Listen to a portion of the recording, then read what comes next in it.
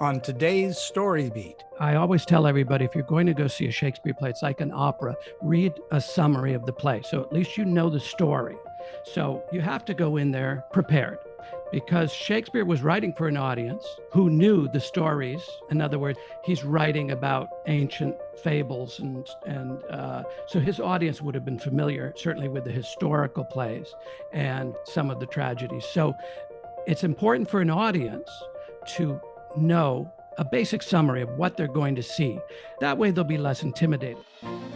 This is StoryBeat with Steve Cuden, a podcast for the creative mind. StoryBeat explores how masters of creativity develop and produce brilliant works that people everywhere love and admire. So join us as we discover how talented creators find success in the worlds of imagination and entertainment. Here now is your host, Steve Cuden. Thanks for joining us on StoryBeat. We're coming to you from the Steel City, Pittsburgh, Pennsylvania. My guest today, Ron Destro, is an award-winning writer, actor, director, and teacher. Trained in the U.S. and U.K., his mentors have included Royal Shakespeare Company founder John Barton, Oscar winner F. Murray Abraham, TV legend Lucille Ball, painter Pierre Matisse, and teachers at the Iowa Writers' Workshop. He received the Kennedy Center New American Play Award for his work Hiroshima, for which Yoko Ono wrote the original score. He runs the nonprofit New York and London summer-based Oxford Shakespeare Company, which trains actors and presents Shakespeare plays in historic locations, including Hamlet in Elsinore, Macbeth in Birnam Wood, and Richard III on Bosworth Field. He's lectured on the Shakespeare authorship question at Harvard University, Chautauqua Institution, and the Edinburgh Skeptics Society. His new book, The Starre, the Moon, the Sunne, is an Elizabethan murder mystery, the solving of which just happens to reveal the identity of the real William Shakespeare. I've read The Starre, the Moon, the Sunne, and can tell you it's uniquely entertaining, especially as Ron has written it as if he was an author living in the Elizabethan era. Funny, dramatic, raucous, and filled with an amazing theatrical energy, I highly recommend it to you. And if you're into the Bard of Avon, please check out Ron's excellent book, The Shakespeare Masterclasses, featuring fantastic insights from 13 of the world's greatest classical actors. Among some of Ron's more unusual achievements, he taught Christopher Reeve to smoke, was told by Groucho Marx to give somebody the finger, and nearly ran Michael York off a mountaintop in a toboggan. For the record, Ron and I have known one another since our days in school at USC, which I believe actually preceded the Elizabethan era. So for those reasons and many more, it's my great honor and real privilege to welcome my friend, the extraordinarily multi-talented Ron Destro, to StoryBeat today. Ron, welcome to the show. Oh, Steve, it's a pleasure. I'm a big fan of your podcast, and it's great to talk to you. Well, it's a real thrill to have you on the show after some time, believe me. So let's go back in history just a little bit, not all the way back to Elizabethan history, but your history. You've been at the acting, writing, and directing game for a little while now. At what age were you when the bug first bit you? I found receipts at the Jamestown Little Theater when I was taking acting classes. I was 8 years old, and I was studying with a woman named Mrs. Osgood, Madeline Osgood. And as it turned out, she taught Lucille Ball when Lucy, who was also from Jamestown, New York, was in high school. And so I studied with Lucy's teacher. And years later, when I went to USC, Lucy happened to be teaching a class at the Sherwood Oaks Experimental College. Oh, really? And I took a class from Lucy then. So it sort of went full circle. But I've been doing it since I was 8. And in grade school, I was writing plays, directing them, putting my fellow classmates into these little pieces of, I don't know what they were, shtick. And unfortunately, I was encouraged by one of my teachers to continue doing this theater work, and they would stop the whole school. There'd be an assembly, and they'd ask everyone to sit down and watch one of my theatricals. Oh, wow. So what was it that you were doing that got their attention? Was it very dramatic? Was it very funny? What was it? Well, you know, I don't remember the details, but it was probably a combination. I was writing these stories and directing my friends. Some of them may have been serious. I know at Easter time, I used to invite some of my teachers and nuns over to our house where we would perform the Passion play. And of course, I would play Jesus Christ. And I would hang on the cross, and we did the Last Supper, the whole bit. So I never learned a respectable trade. I've been doing this since I was a little kid. Well, that's good to know. That's what I've been doing since a little kid too. So do you think of it as then a calling? Is it something that you were called to do? Yeah. I really could never think of doing anything else. And even though my father used to urge me when I was young to consider becoming a lawyer, but maybe I should have followed his advice. There are oftentimes I think that I should have. But I thought, well, you know, I could play a lawyer and I could play a doctor and everything else. Sure. And so I just continued doing it in high school, local theater, and then on to USC. When I was at SC, you remember our wonderful teacher, John Hausman. Certainly. Who was Orson Welles' partner in Mercury Theater. And John had just come over to take over the theater department. And I got to work with him. And it was an eye-opening experience. I went to Los Angeles because I wanted to become, of course, rich and famous like everybody else. Sure. And I quickly learned, I did some extra work and saw the kind of movies that were being made, and working with Mr. Hausman, I realized that rather than wanting to become rich and famous, my goal should be I want to be a terrific artist, a good artist. So I decided to go to London and study Shakespeare with an American program at the Royal Academy of Dramatic Art. And so that changed my life. So you've done a huge amount of theater in a variety of different capacities. I'm wondering what it is about theater that's so special for you. Well, it's showing off, isn't it?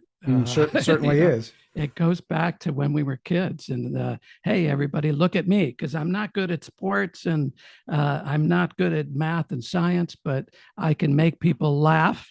I think every performer has to find, and this is what we learned in London, everyone has to find their own clown, they call it, and their own type. Not to say we should not be versatile actors. Of course we should, but you need to know what your style is or what your brand is, if you will. And then you can, once you know that, you can do a lot of other things, but it's good to know. And I found out early on that I was a clown. And so I tend to do parts in Shakespeare, the fools and so forth. And those come easier to me than some of the more serious roles. Because you can goof around with them. Yeah. You've got to do what you love to do, right? I mean, that's what this is all about. Whether it's writing, because I've also been writing plays my whole life. So whether it's working at writing or directing or acting, you've got to do what you love to do, because there are sacrifices that need to be made. Sure. To give to, your life to this crazy business. So you found your foundation, which is to play the fool, to play the clown. But yes. In the world of creating all this work, what do you mainly consider yourself to be? An actor, a writer, director, a teacher, or do you consider yourself to be just the whole ball of wax? Yeah, it's funny when I fill out a form and they ask for occupation, I never know what to write. I want to just write theater person, because I do it all. I think I probably started writing and directing as a kid because I could write parts for myself. so that I could feed my acting bug, right? You know, you write a part for you, you direct yourself. And so that may be how it all started.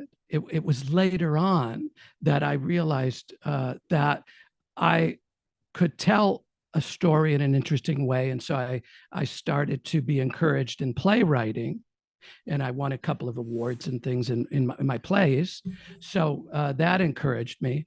And then taking the big leap to writing a novel was huge for me. And I'm very happy I did it. It was a very fulfilling experience. And now I've decided to go back and look at some of my plays and novelize them. Very good idea. Well, you've been writing your whole life, so writing is not new to you, but novel writing is a little slightly different skill. We'll get to that a little bit later. I want to cover a couple of foundational things first. Sure.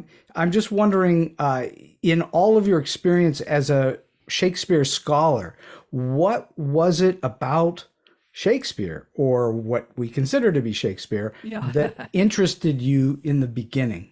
Well, as happens with most of us, I was at first very intimidated by it because I didn't understand most of it. And so that, you know, it's a foreign language. And I teach my actors that if they approach it as a foreign language and figure out the keys to unlock it, once you know what you're saying and why he's chosen these words, then it becomes real easy because there's the meter. It's kind of like a musical, right? I mean, you have that musical score of the iambic pentameter, which is the heartbeat of the play. And when he changes that beat, then he's directing you and saying, the heart is not beating regularly. There's something happening. So it actually becomes easier to act once you understand what the clues are in the form itself. But I always knew he was a great writer, and I believe he was the greatest writer who ever lived. I think he expressed everything that we all feel about everything, but he did it in such an amazing way. His grasp of vocabulary, I mean, his vocabulary was double that of the next greatest writer with a large vocabulary, who was John Milton. And then went and created a whole bunch of words that have now become in the vernacular. Yes, words and expressions. So he, but he was writing from the heart. In other words, a lot of what he was writing came from his need to express himself. So it's no accident that most scholars believe, for example, Hamlet is the greatest play he wrote.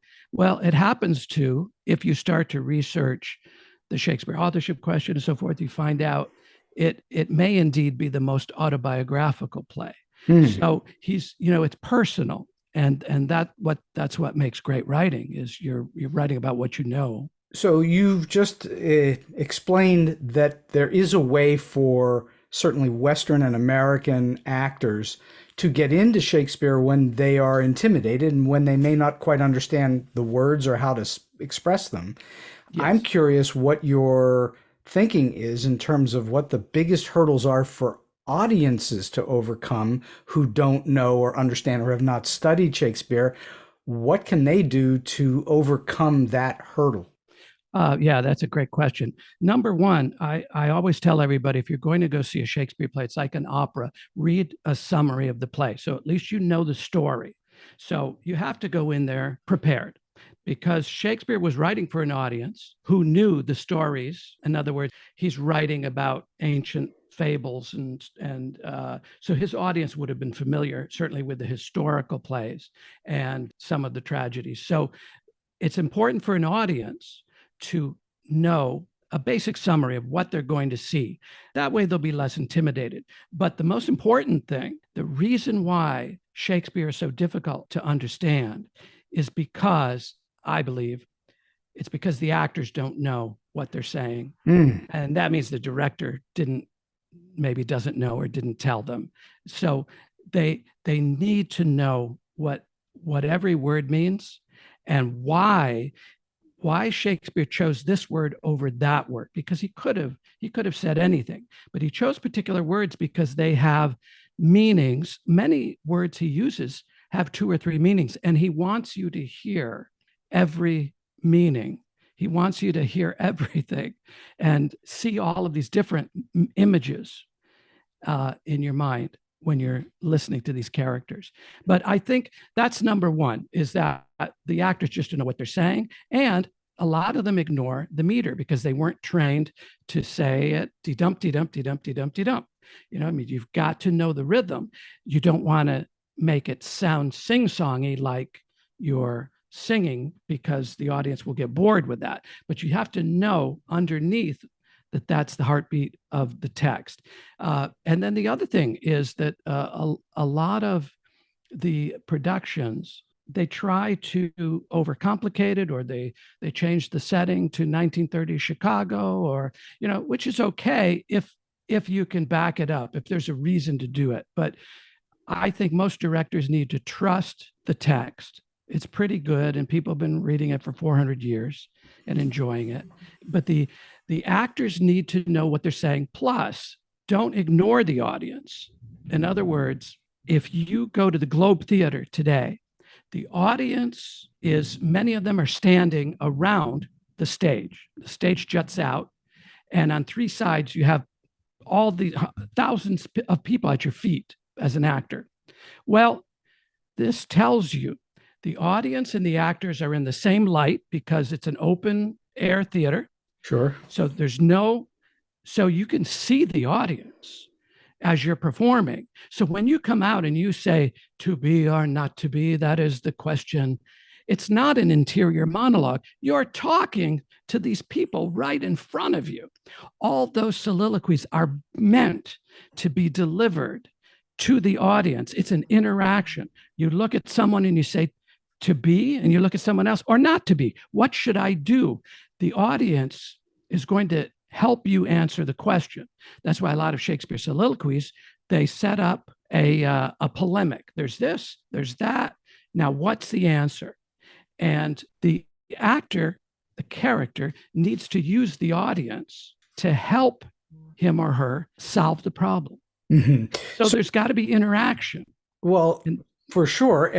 And although lots of Shakespeare is produced in ways that defies what you're talking about, it's produced in proscenium stages where you're not surrounding the performers, correct? Yes. And that's why I hate, the last time I directed a Shakespeare play on a proscenium stage, what I did was I brought a couple of hundred chairs on stage. Oh.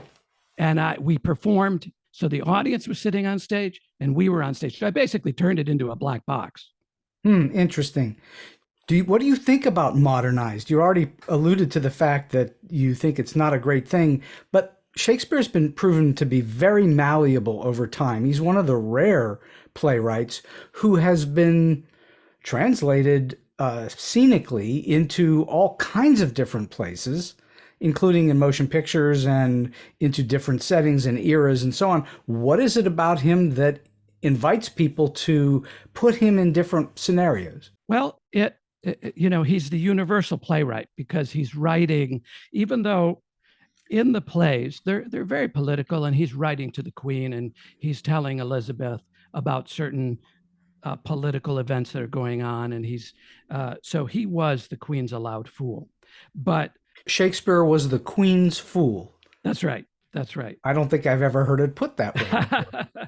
He was, as Feste is called in Twelfth Night, he was her allowed fool. In other words, he was allowed to say and criticize the political events and the courtiers. Polonius is a harsh criticism of Lord Burleigh. Richard III is a harsh criticism, not of Richard III, the historical Richard, but he's a harsh criticism of Robert Cecil, who was Lord Burleigh's son, and he was a humpback. So when you saw this evil humpback come out on stage in the Elizabethan day, you would immediately have thought, he's talking about the Lord Treasurer, the most powerful man in England. So he was her allowed fool. He was able to get away, whoever Shakespeare was, and we may get to that later. But we will. So whoever Shakespeare was, he was writing and sending political messages. However, those messages are disguised under great characters, great plots, great text. So we don't understand the ramifications, but we get the primary story of the play, which is why they're universal. He's writing about universal emotions of love, hate, jealousy, regret. I mean, this is why his plays have been done for 400 years. We can all identify with this, and he just puts them so heartbreakingly beautiful. So that's why we still do them, and that's why people have this urge to translate them into different periods. I'm not totally against it, but you don't want it to work against the play. Well, for sure, you need it to support the play. Yes. As should every element of the production support the play. Exactly. Yeah, And so, well, sometimes, we all have egos in this business. We do? So, newsflash. And we all have egos. So we all want to be creators. But in my opinion, in the theater, the playwright is the creative artist, and actors and directors are interpretive artists. The director has to interpret what is the theme of this play, what's the playwright trying to say. Not to say we're not going to be creative. We need to do this. We need to present the play in a creative way so that the audience will become engaged and fascinated and interested.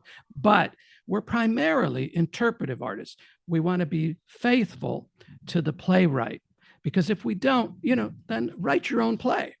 Well, sure. If you can do it even a quarter as good, you're doing something pretty special. Exactly. So is Hamlet, in fact, your favorite Shakespeare? Well, it's my favorite drama. Yeah, it's my favorite tragedy. I guess being a comic, I tend to love probably, I've played Jaques a number of times, who's the fool in As You Like It. He's the one that talks about all the world's a stage. And I like him because he's a hurt fool. He's had a tough time, and he's cynical. And so I think As You Like It and Twelfth Night, which has the wonderful fool Feste. So I would say those two are my favorite comedies, and Hamlet is my favorite tragedy. And the comedies are your favorite because you relate to them better. Yes. Indeed. So being an actor is already a physically demanding thing to do.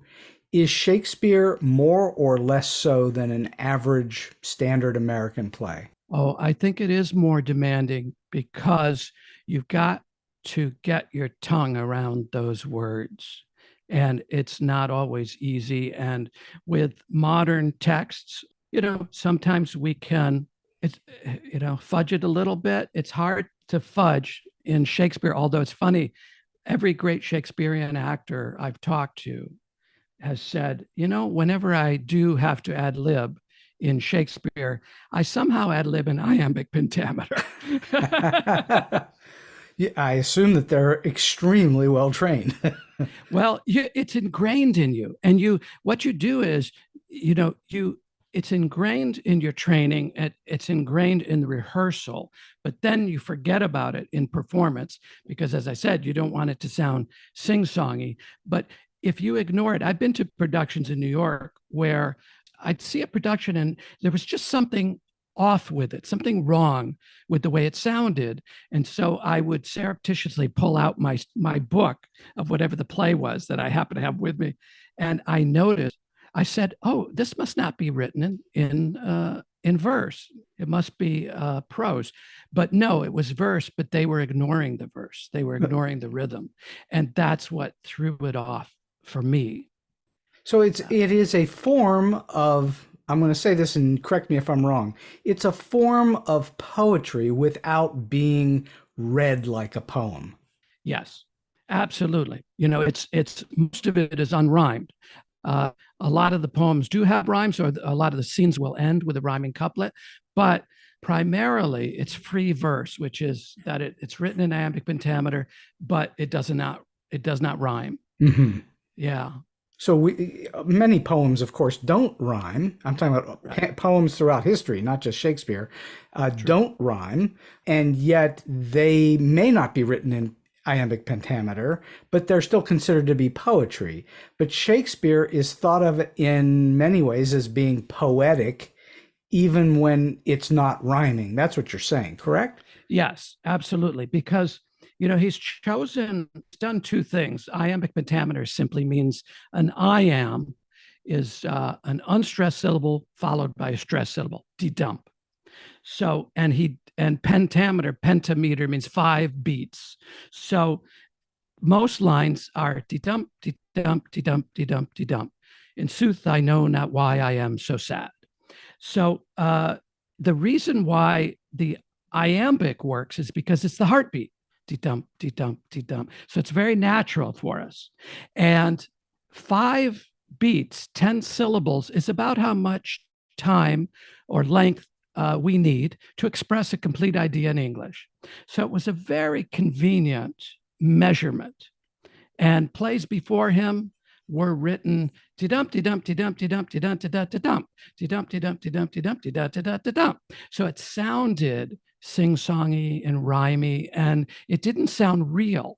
But there's something about Shakespeare that sounds poetic, yet it's real. It's heightened realism. Well, good plays, good screenplays are in fact heightened realism. Yes. And I think a lot of this goes back to Shakespeare, who, of course, I think harks back to the Greeks. But nevertheless, you have Shakespeare then forwarded it so dramatically that we've never, I don't think, moved past Shakespeare in any real way, though we've had various movements within the theatrical world. And yet Shakespeare still remains this vital basis upon which many plays are written today. Right. And it's interesting because what he did was he took a lot of the stories from the Greeks and the Romans, but he broke, Aristotle came up with these rules in the Poetics. And he says, you must have a unity of time, place, and action. Well, Shakespeare breaks all of those things because unity of time meant the action of the play has to take place in one day. Well, in Shakespeare, it could jump 20 years. Unity of place has to be just in front of the palace or one location. Well, Shakespeare moves from Venice to Verona to, wherever. And then unity of action means only one plot, no subplots. But of course, Shakespeare is filled with subplots, and that's what makes it. Usually he'll take, in a dramatic play, he'll have a comic subplot. And so he broke all the rules. But this was a writer, and this is actually what got me interested in the authorship question, to be Shakespeare. This was, I tell my actors when we first start working on a play, you have to realize Shakespeare, not only did he have double the vocabulary of anybody else, and not only did he invent words from other languages and put English words together, but he was perhaps the most well-educated person of his day. He read over, because of what's referenced in his poetry and his plays, we know he read over 200 books, many of which were not translated into English yet. So we know that whoever Shakespeare was, he knew French, Italian, Latin, Greek. He had an encyclopedic knowledge of botany, physics, biology, chemistry, history, mythology. He just was this amazing person. He knew the law. He knew the inside of the court. He knew how court intrigue worked. He was obsessed with the crown, with kings and queens and princes. So this was someone who had to have an amazing education. And that's why he was just so far above all of his contemporaries. I mean, he was considered in his own day. And yet he understood affairs of the heart probably better than anybody ever. That's right. Exactly. So that's really what sets him apart. All of what you just said, plus on top of it, he's a highly emotional writer. Yes. Yeah. Speaking of that, let's talk for a moment about The Sun, the Moon, the Starre. Okay. Without giving away the book's wonderful twists and turns, tell the listeners what it's about. Well, years ago, I was taking a course at Columbia University from Kristen Linkletter, who's a wonderful voice teacher. And Kristen sort of got me turned on to the Shakespeare authorship question.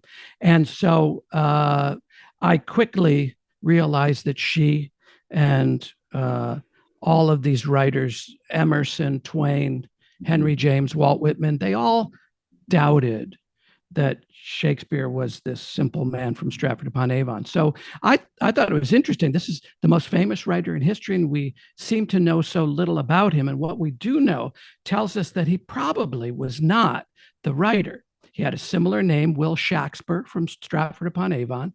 But when we look at his life and the facts of his life, it just doesn't jive with what's in the plays and the poems. And so I became intrigued. And so for about 20 years, I researched this story. Where'd you do it? Where did I do it? Well, Yeah. I was alone in the woods of Connecticut with the deer and the ducks and my wife. And I sort of resigned from life for 5 years and started reading.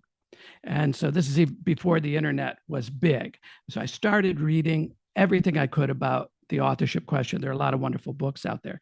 And so then I went to see Shakespeare in Love, the movie. Mm-hmm. And I realized that what was so great about Shakespeare in Love is not that it's about Shakespeare, but it's just a great romantic comedy. And it happens to be about Shakespeare. So I said, maybe I could tell the story. You know, I'm reading all these books that kind of explain to me who was the real Shakespeare and you know, how he came to write this and so forth.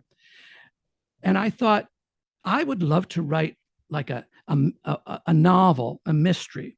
I actually started it as a screenplay 20 years ago. And I wanted to take all of these dry facts, and instead of writing a polemic about this was Shakespeare and let me give you the argument, instead of doing that, I wanted to write something interesting for a general audience, a murder mystery, an Elizabethan murder mystery, the solving of which just happens to reveal that Shakespeare wasn't Shakespeare and it was someone else. And so I wanted to write a book that explained how this happened, and more importantly, why this had to happen.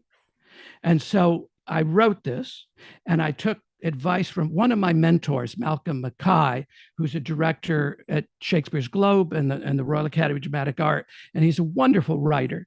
And Malcolm told me early on as I started to write this, he said, make sure you're not writing a book trying to prove who Shakespeare was. You're writing an interesting mystery, a story. So make sure everything you put in that book supports your murder mystery. And so I took that to heart, and I got more wonderful advice from a friend of mine, Keith Cole, who I knew at RADA in London. And Keith said, the thing about mysteries is it's the greatest ones will tell you who done it on the last page. And not Yes. only that, but if you can do it in the last paragraph, or maybe even the last sentence, the last word. So I kept that in mind. And I have a lot of spoilers and reveals throughout the book, but I tried to delay them as long as I could. And so my objective was to write about what I know, which I think is important for all of us, and to tell a great story that people will want to turn those pages, and not worry about trying to prove my argument, but just telling an interesting story with interesting characters. And so as I wrote this, two things were very important for me. And one was, after starting the project 20 years ago as a screenplay, and then nothing ever happened to it because there was another script in Hollywood at the same time. So we decided not to do it. In that time, I became a father, and fatherhood is very important to me. I have a great son. And not only that, but fatherhood, I realized, was a very big part of the Shakespeare story and the identity story. So fatherhood and sacrifice and sons play a big part in this novel. And also, the other thing that happened was I was looking at the world's reaction to COVID, and some of the characters in the book and in the history of Shakespeare and the theater world were affected by the plague. And so I don't dwell a lot on that in the book, but there are a couple of pages that I couldn't have written if COVID hadn't happened. Sure. Absolutely. Well, I, for one, think that it's mission accomplished. You did what you set out to do. Oh, thank you. And I do think I would like to hope to think that it will become a movie someday, because it should be a movie someday, the way you've written it. It is a movie story. It has all that feeling to it. And so what I'm wondering about... Well, by the way, I'm sorry to interrupt you, but my big joy in this project was getting Sir Derek Jacobi to do the audiobook. Brilliant. Of the novel. And Brilliant. So I'm hoping that people will hear that. And as you hear that, you can sort of see a movie in your mind, I think, because he's just so wonderful. Well, you went and got one of the great actors of all time, let alone one of the great Shakespearean actors of all time. But here's the question, which completely, when I started to read it, I actually didn't know what I was about to read. I mean, I sort of had a vague clue, but not really. But I do not understand, despite all of your training and all of your experience, how in the world you wrote this thing as if you were in the Elizabethan era. Please explain how you went about doing that, because you are really good at it and you are consistent at it. It's something where I kind of expected to find some passages or whole chapters that kind of fall apart, that don't feel like they're Elizabethan, and you are consistent all the way through.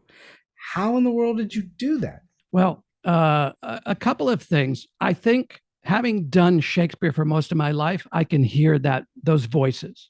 So I think that helped. I have directed, I think I've directed between 40 and 50 Shakespeare plays. Wow. Different productions. So I hear Shakespeare's characters' voices in my head. And so that was part of it. And also it was funny because as a writer, as I was sitting down, I would go through it page by page. And every time I came upon a word that sounded modern, I have an app that it contains the entire Oxford English Dictionary. Oh, wow. Okay. And it's on my computer as well. So I would look up every word I had a question about, which were hundreds. And I could see when the first usage was recorded. So if it didn't fit, like, for example, the word plan, let's plan this out. Let's make a plan.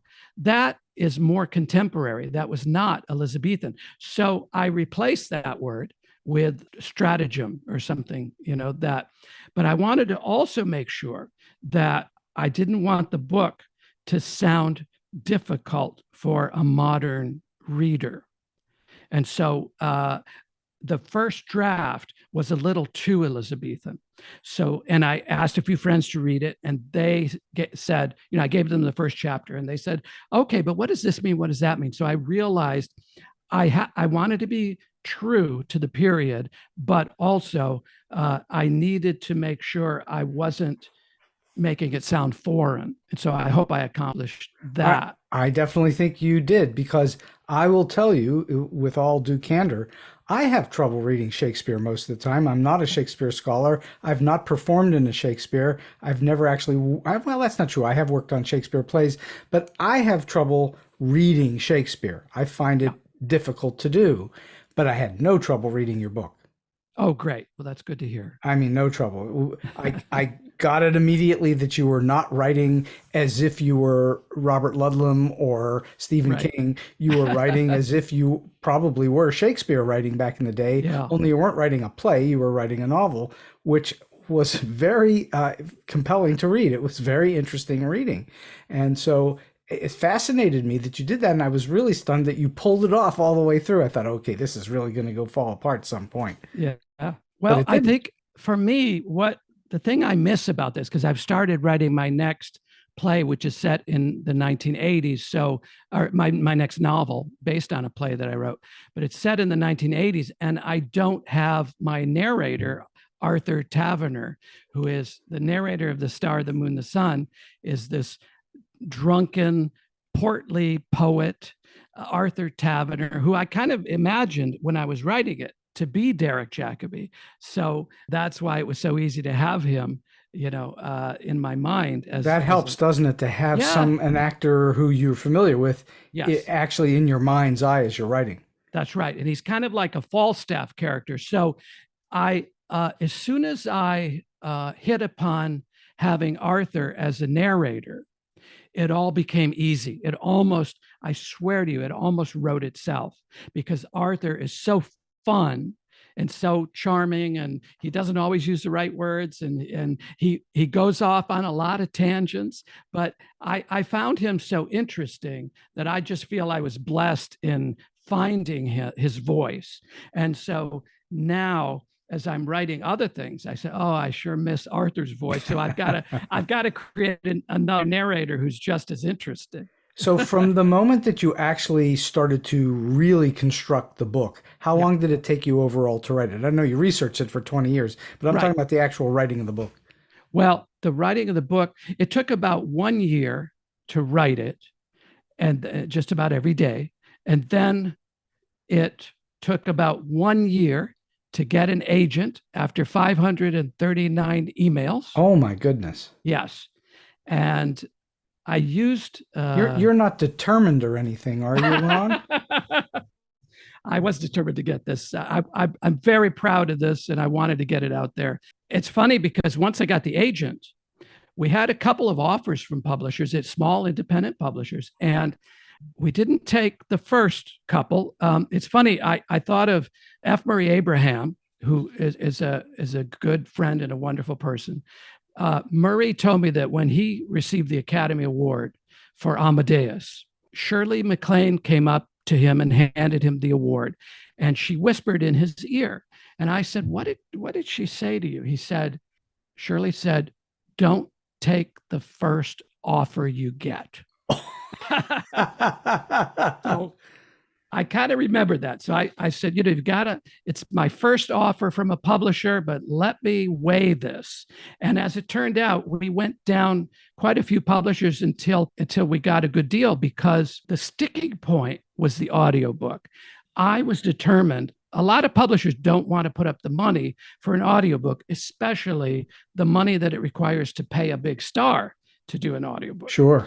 So they were willing to publish it, but they said, "Look, you could put up the money for the audiobook and we'll take half of the profits." And I said, "I'm not sure about that." So because I decided to produce the audiobook myself. So anyway, we found a publisher who said, "Look, audiobook is your baby.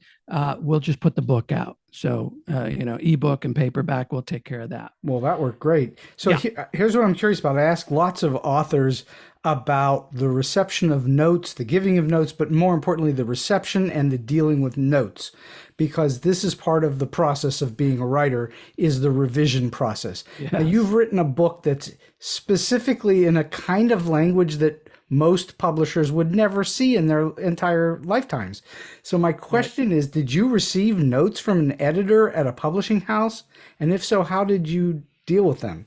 Well, yeah, that was difficult, because the notes that I received were, if they were based on just word count and publishing things, bookish kind of notes, I respected that, because I've never written a novel. I didn't know how many words. My first draft was 120,000 words. Oof. And then I whittled it down to 100,000 words, because a lot of people wouldn't read it if it's more than 100,000. That's the limit for a novel. And then finally, it's funny, what really made me cut the words down, it ended up as 81,000. And which is a nice manageable size. The reason I did that was because Derek Jacobi, he's 84 years old, and he can only do so much now in so many days. And I couldn't afford to hire him for a whole month. So there was a financial consideration, which is what publishers think about too. Sure. And, if the book is too long, it's going to cost us more money. So my advice sometimes to writers is, write as if you want a big star to do the audiobook. Oh. So, and you have to pay them by the day. So that's very good advice, I think. I think so, because you have to have a practical limit. And as it turned out, I didn't cut anything that I was unhappy with cutting. And so those sort of writing notes I took seriously. There were some notes, though, that made me say, I'm not sure that person understands, because this is a complicated story and period and so forth. So there came to be a point where I just said, you know what? I don't want to cut it anymore. And they respected that and said, okay, that's fine. It's your baby. Well, once you've gotten it down to 81,000 words and you had it at a considerable length more, then you know you've cut a lot of stuff out and probably it's down to where it belongs. And again, I had no trouble working my way through the book quite quickly, which when I started to read it, I went, uh-oh, this is Shakespeare.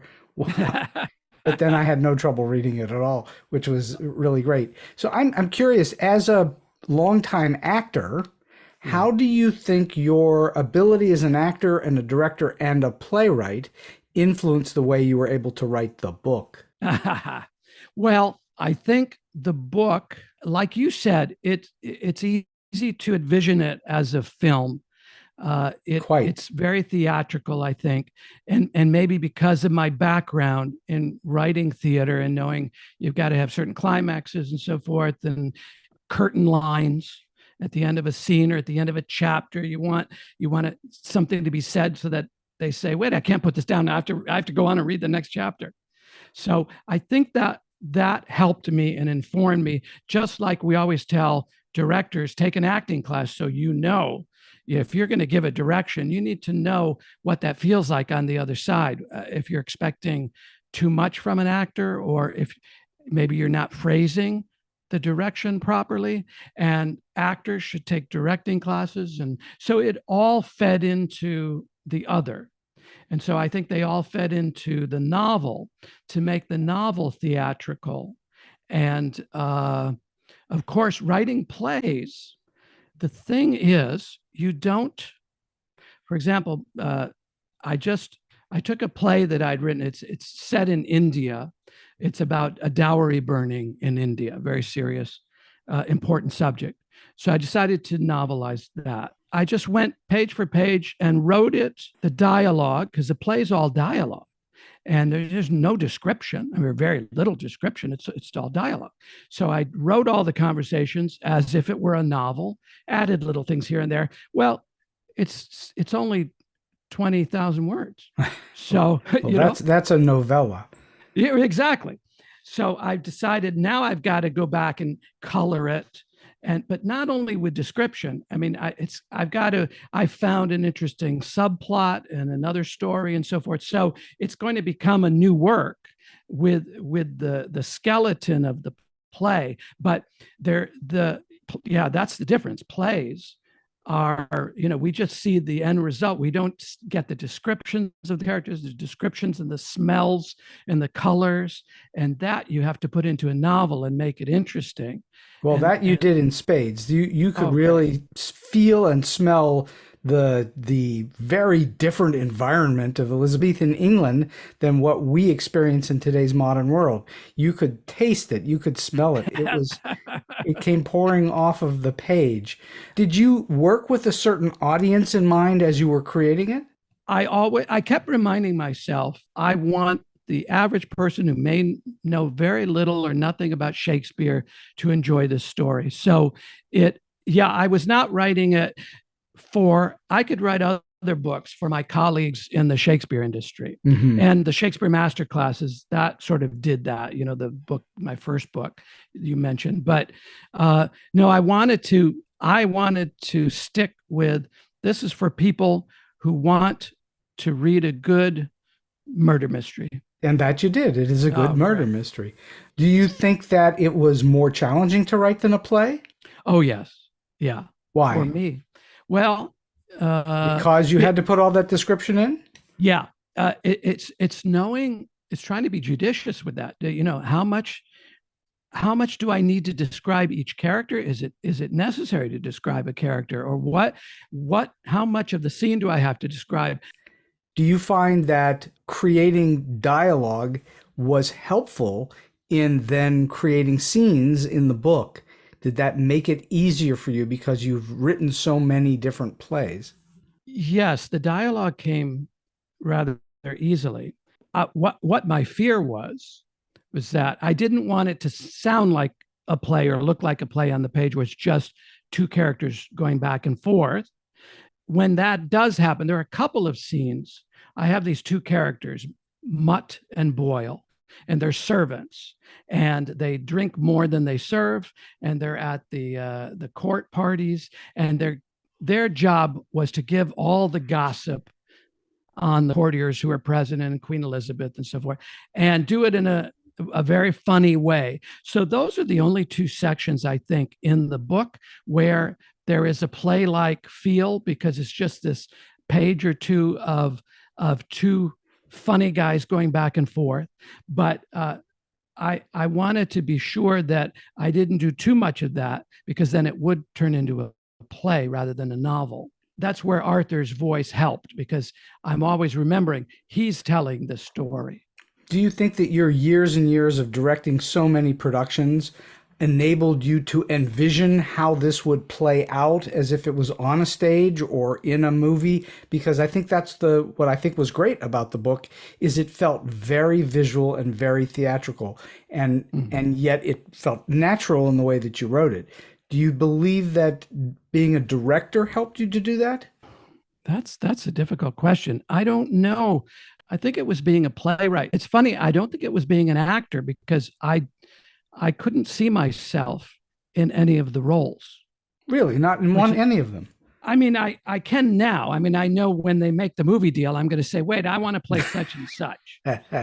Not a major part. Just, I always like the small parts. I think my favorite role recently was the gravedigger in Hamlet. I loved doing that. But I didn't envision myself. It's funny, I didn't see a lot of like actors either, except for Jacoby as the narrator. But other than that, I saw new creations I was making, and maybe I thought of them.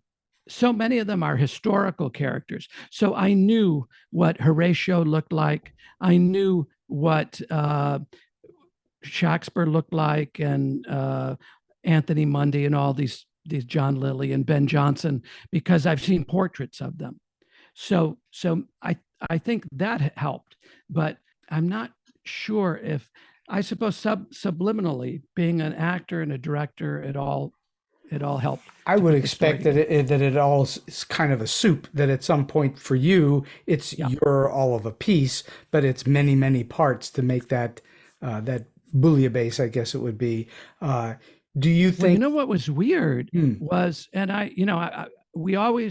we often hear writers say this, and I never believed it, but I have to say a lot of it was written, and I don't know how it was written, as if that's common. Instrument. Yes, there are a lot of writers will say that it was coming through you. Yes. Yeah. You were just a conduit for it. Yeah. And I'll write it and I'll look at a page and I'll say, wow, that's funny. How did I think of that? Where did that come from? And here's the unique thing, and you've probably seen this with your plays. The further you get away from them, the more they seem like, I didn't write that. Yeah. Yeah. Have you ever looked at an old work of yours, something from way back when, and think, I don't remember having ever written that? Yeah. Sometimes I say, I don't want to admit having written that. Well, that's a whole other story, isn't it? Yes. Was there anything that you learned in your time putting together the Shakespeare master classes that you learned from some of these great experts that you wound up putting in the book that you snuck in? Well, yeah. Because I'm writing about Shakespeare's company of actors, Burbage and Hemmings and Kemp and Condell, there were a lot of funny little moments where I could make fun of. I remember talking to Jeremy Irons and Jacoby, and if this comes up a lot, how Shakespearean actors, Frank Langella, I remember, they all talk about how difficult it is to apply method acting to Shakespeare. Wow, interesting. Yeah. So, because, I think method acting fits Arthur Miller and Tennessee Williams, but and these kind of realistic sort of things. But the problem, Shakespeare's a style, just like musical theater. So you can't be naturalistic. You've got to be truthful and honest, but you can't just sort of say it and mumble a line and chew something and scratch yourself. And, you can't be self-indulgent. And a lot of British actors look at method actors as being self-indulgent in that way. And that doesn't help Shakespeare. So I put a little joke in about method acting in the play, although it's kind of disguised. So you sort of have to find it. But, Well, you surely didn't call it method acting in the book, did you? Well, they're doing All's Well That Ends Well, and one of the actors, I think it's Hemmings, is playing Bertram, and Will Shakespeare is kind of directing it and saying, "Now your father just died. Here's the new play. Your father just died, and you're going to go to the Queen. You're going to go to the King and become awarded the crown." And Hemmings interrupts and says, "Well, what did he die of?" And he said, "Well, 'tis not in the play." He says, "Well, surely you must know." He says, "No, I don't. It's not in the play." Well, I have to know how the old man died. How am I going to play it? And it says, Hemmings searching for a method to his madness. So it's kind of snuck in a little bit. Oh, that's very good. I'm very proud with the little words that I snuck in here and there. One of my favorites is, the Globe Theater, the modern Globe Theater, was rebuilt thanks to the efforts of an American actor named Sam Wanamaker. Sure. And Sam, he went to London 50 years ago and he said, there should be a globe. Where was the globe? And they'd say, oh, it's right here at this car park. He said, I want to raise money. So he raised money. They rebuilt the globe. So I give a little tribute to him in the page where it says that when the guys were building the Globe Theater out of an old theater, that it was built by two brothers, Thomas and Samuel Brand. And Thomas wanted a theater maker to make it like the old theater, and Sam wanted a maker to make it new. Oh, very clever. So that's the tribute to Sam Wanamaker. Very clever. So I need to ask you a practical question, practical question.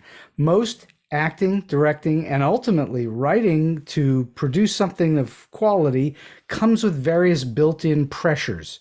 You have pressure, time pressure, you have the pressure of actually being in front of people on a stage, et cetera, et cetera. How do you deal with pressure in your life and career? Well, it's funny. When I started a nonprofit Shakespeare theater and school called the Oxford Shakespeare Company in New York. And the first year, we would do a month of classes. So I'd get students who were interested in performing Shakespeare. We would train for a month, just a couple nights a week, 4 weeks. At the end of the month, we would put on a Shakespeare play.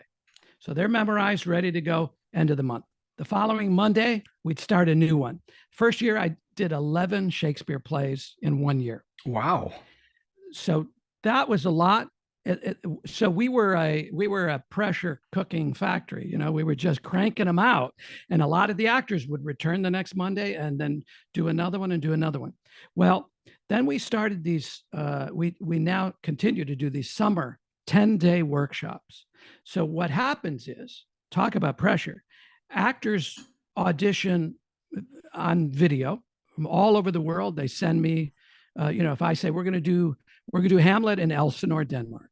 So they all send me videos, audition videos. Okay, I say, look, you're going to do, you can play Polonius, you can play Hamlet, Horatio, Gertrude. So I assign them a part. If they're interested, I say, okay, send in, we have a tuition, because what they do is I got some of my old teachers from the Royal Academy of Dramatic Art to come and teach them during this 10-week summer workshop. I direct the plays in the morning. The teacher teaches them in the afternoon. And at the end of 1 week, we go to the historic site and we put on the play. Oh, that's fast. So they have to come memorized, right? We audition months in advance. So I say, show up in Paris. This is the address. This is the date. Come memorized. And boom, we just jump into it. So I don't even know the meaning of pressure anymore. But you just handle it by just doing it. Yeah, I think that's the key, because you learn by doing. And so, they have several months to learn lines, and sometimes I'm in the play, so I have to learn my lines. But the more you challenge yourself, the more you can do it. I think that that's absolutely true. We have been having the most marvelous conversation about Shakespeare and playwriting and book writing and all the wonderful things that Ron Destro has been doing his entire career for a little more than an hour now. And I'm just wondering, in all of your experiences, do you have a story you can share with us? I'm sure you have more than one, of something that's happened to you that's either weird, quirky, strange, offbeat, or just plain funny. Well, yeah. Oh boy, a lot of them. Well, I remember when we were at USC, and John Houseman was directing a production of the Caucasian Chalk Circle. Mm-hmm. So I really wanted to be in that play, starring, of course, as Asdak, one of the lead characters. And I was totally not right for that role. It's funny. It ultimately went to William Allen Young, the wonderful actor. Who I've also worked with, yes. Yeah. Oh, what a great. In The Crucible. We performed together in The Crucible. Oh, you did? Wow. Mm-hmm. Wow. Well, I so wanted this part. But anyway, I went to the audition, and Mr. Houseman is there. We were all intimidated by him. We didn't know he was really a pussycat, but he had that serious demeanor and that bow tie. I once asked him, Mr. Houseman, why do you always wear the bow tie? He said, because the long dangly ones get in the soup. But so anyway, I had memorized the Asdak monologue, and I was there to impress him. So I did the audition. I went in, did Asdak, and he said, oh, okay, good. Can you do another monologue, something else? And I thought for a second, and I said, no, I'm sorry. He said, oh, surely in the back of your mind, you must have something memorized. And I said, I'm sorry, no. He was very kind. He said, go in the lobby, take 20 minutes and come back. So he saw me again. I learned a new speech. He gave me a smaller role in the play, and he used to call me the major minor domo because I had this little part. But it was a fun part. It was a good part. So anyway, as we were nearing the end of the run, word got backstage that Mr. Houseman's agent was in the house. Oh boy. And that he was also the agent of Jack Nicholson. Now, this was not long since an agent came to see a show at USC and discovered Madeline Smith, who was discovered in a play, and she then was given the lead opposite John Travolta in Urban Cowboy. And the director of that play, which was a Shakespeare, was John Houseman. John Houseman. That's right. So I knew this was my chance. The agent was in the house. So I went on that evening.